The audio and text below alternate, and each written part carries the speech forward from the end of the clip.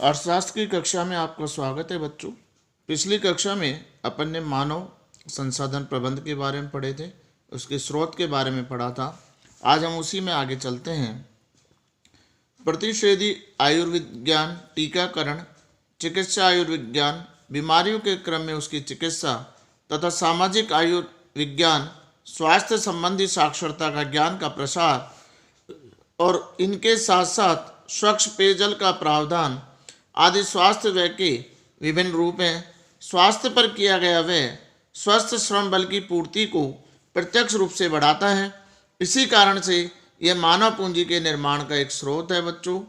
यानी एक स्वस्थ व्यक्ति बहुत अच्छे से काम कर सकता है, तो इसीलिए एक स्वस्थ व्यक्ति पर किया गया व्यय स्वस्थ श्रम बल की पूर्ति को बढ़ाता है बच्चों। फर्म अपने कर्मचारियों के कार्यस्थल पर प्रशिक्षण में व्यय करती है। इसके कई तरीके हो सकते हैं। फर्म के अपने कार्यस्थान पर ही पहले से काम को जानने वाले कुशल कर्मचारियों को काम सिखा सकते हैं।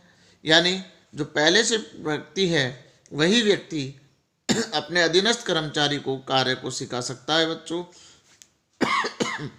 दूसरे कर्मचारियों को किसी अन्य स्थान या संस्थान से प्रशिक्षण पाने के लिए भेजा जा सकता है। यानी अगर स्वयं के यहाँ नहीं हो रहा तो किसी अन्य संस्थान में उसको कार्य का प्रशिक्षण लेने के लिए भेजा जा सकता है बच्चों। दोनों ही विधियों में फर्म अपने कर्मचारियों के प्रशिक्षण को कुछ वहन करने होते हैं बच्चों। यानी जब कर्मचारियों को कोई कार्य के लिए प्रशिक्षण भेजा जाता है तो कुछ खर्चे करने होते हैं। इसी कारण से फर्म इस बात पर बल देती है कि प्रशिक्षण के बाद में कर्मचारी एक निश्चित अवधि तक अवश्य फर्म के पास ही कार्य करे। इस प्रकार फर्म उनके प्रशिक्षण पर किए गए व्ययों की उगाही अधिक उत्पादकता में हुए लाभ के कर रूप में कर पाने में सफल रहती है। यानी जिस कर्मचारी को प्रशिक्षण दिया जा रहा है बच्चों, उस पर प्रशिक्षण पर व्यय किया जा रहा है, तो संस्था ये चाहती है कि वो कर्मचारी उसके यहाँ कार्य करेगा लंबी अवधि तक, ताकि उसके प्रशिक्षण पर किया गया जो व्यय है उससे लाभ प्राप्त किया जा सके। कार्य के दौरान प्रशिक्षण पर किया गया व्यय भी इस दृष्टि से मानव पूंजी का स्रोत बन जाता है। ऐसे खर्च की तुलना में श्रम उत्पादकता में वृद्धि से हुए लाभ कहीं अधिक होते हैं। यानी जब हम किसी कर्मचारी को प्रशिक्षित करते हैं बच्चों, तो वो कार्य बहुत अच्छे से करता है, जिससे उसकी उत्पादकता में वृद्धि होती है, तो उस पर किया गया व्यय से बहुत ज़्यादा लाभ कहीं अधिक प्राप्त होते हैं। इसलिए ये नहीं कह सकते कि श्रम पर किया गया व्यय व्यर्थ है, तो क्योंकि उससे प्राप्त लाभ बहुत अधिक होते हैं। व्यक्ति अपने मूल स्थान की आय से अधिक आय वाले रोजगार की तलाश में पलायन करते हैं। भारत में ग्रामीण क्षेत्रों से शहरों की ओर प्रवासन मुख्यतः गांवों में बेरोजगारी के कारण ही होता है बच्चों। यानी जब किसी व्यक्ति को रोजगार नहीं मिलता किसी स्थान पर, तो वो दूसरे स्थान की ओर तलाश करता है। जैसे भारत में ग्रामीण क्षेत्रों में बेरोजगारी ज़्यादा है, तो जब उसको गांव में रोजगार नहीं मिलता बच्चों, तो वो शहर की ओर आता है। तकनीकी शिक्षा संपन्न अभियंता, डॉक्टर आदि भी अच्छे वेतनमानों की अपेक्षा से दूसरे देशों में चले जाते हैं। कई बार आपने देखा होगा बच्चों, जिसको टेक्निकल ज़्यादा ज्ञान है या कोई अच्छा डॉक्टर है, तो उसको अच्छा वेतन नहीं मिल रहा होता, तो वो भी अपने देश को छोड़कर दूसरे देश में चला जाता है। तो दोनों ही स्थितियों में परिवहन की लागत और उच्चतर निर्भर लागत के साथ साथ अनजाने सामाजिक सांस्कृतिक परिवेश में रहने की मानसिक लागतें भी प्रवासी श्रमिकों को सहन करनी पड़ती हैं बच्चों। यानी जब हम एक स्थान से दूसरे स्थान पर जाते हैं बच्चों, तो वहाँ का रहन सहन, खान पान, वहाँ की संस्कृति, वहाँ की सामाजिकता, तो वो सारी लागतें भी एक श्रमिक को वहन करनी पड़ती हैं। यानी मानसिक रूप से स्ट्रांग होना होगा, क्योंकि दूसरे स्थान पर आपको वैसी परिस्थितियाँ नहीं मिलेंगी जैसे आपके होम टाउन में मिलती है। किंतु नए स्थान पर उनकी कमाई प्रवास से जुड़ी हुई सभी लागतों से कहीं अधिक होती है। अतः प्रवासन पर वह भी मानवीय पूंजी निर्माण का स्रोत है। यानी जब कोई व्यक्ति प्रवासन करता है, यानी एक स्थान से दूसरे स्थान पर जाता है, तो उसको जो कष्ट हो रहा है तो उसकी क्षतिपूर्ति की जाए, तो उस पर जो खर्च किया जा रहा है वो भी मानवीय पूंजी का स्रोत माना जाता है बच्चों। व्यक्ति श्रम बाजार तथा दूसरे बाजार जैसे शिक्षा और स्वास्थ्य से संबंधित सूचनाओं को प्राप्त करने के लिए वे करते हैं। ये वे जानना चाहते हैं कि विभिन्न प्रकार के कार्यों में वेतनमान क्या है, या फिर क्या शैक्षणिक संस्थाएं सही प्रकार के कौशल को प्रशिक्षण दे रही हैं और किस लागत पर। यह जानकारी मानव पूंजी में निवेश करने से प्राप्त मानव पूंजी के भंडार का सदुपयोग करने की दृष्टि से बहुत उपयोगी होती है बच्चों। इसलिए श्रम बाजार तथा अन्य बाजारों के विषय में जानकारी प्राप्त करने पर किया गया व्यय ये मानव पूंजी निर्माण का स्रोत है। देखिए बच्चों, हर आदमी चाहता है कि उसको ज़्यादा से ज़्यादा अच्छे से अच्छा वेतन, अच्छे से अच्छी कार्यदशाएं किस स्थान पर उपलब्ध होंगी, तो ये भी वो जानना चाहता है। तो उस पर किया गया व्यय भी मानव पूंजी का स्रोत कहलाता है।